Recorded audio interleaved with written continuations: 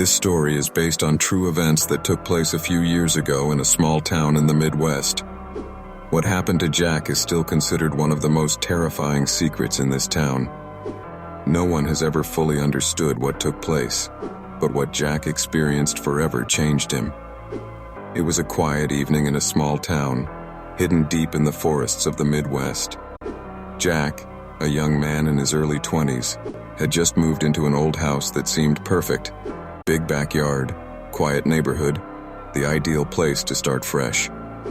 Little did he know, this house had a dark past that no one in the town dared to speak about.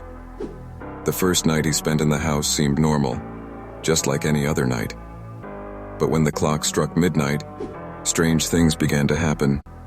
Jack, lying in his bed, could hear soft whispers echoing through the walls. At first they were faint, but with each passing minute they grew louder. Jack tried to dismiss it, thinking it was just his imagination. But then the temperature in the room suddenly dropped, and Jack's breath became visible in the air. Then he saw it, a shadow moving across the room.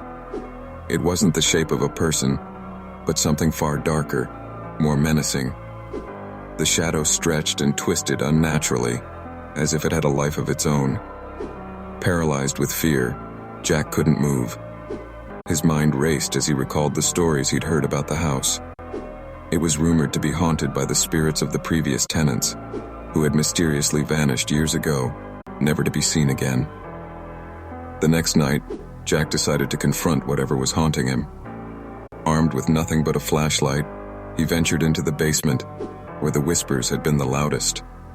The air was thick with dread, and as he descended the stairs, the temperature dropped even further.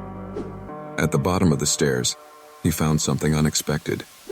A faded family portrait, with faces scratched out, pinned to the wall. As Jack stood there, trying to make sense of it all, the door behind him slammed shut with an impossible force. The shadows around him seemed to grow, closing in on him, as if the house itself was alive, feeding off his fear. His flashlight flickered, revealing fleeting glimpses of ghostly figures lurking in the corners of the basement. In that moment, Jack realized the truth. The house wasn't just haunted, it was feeding on the souls of those who dared to live there. Terrified, Jack managed to break free and escape the house. He never looked back. But the townspeople still talk about the night he fled, and the house, abandoned once again, still stands as a monument to the horrors that lie within.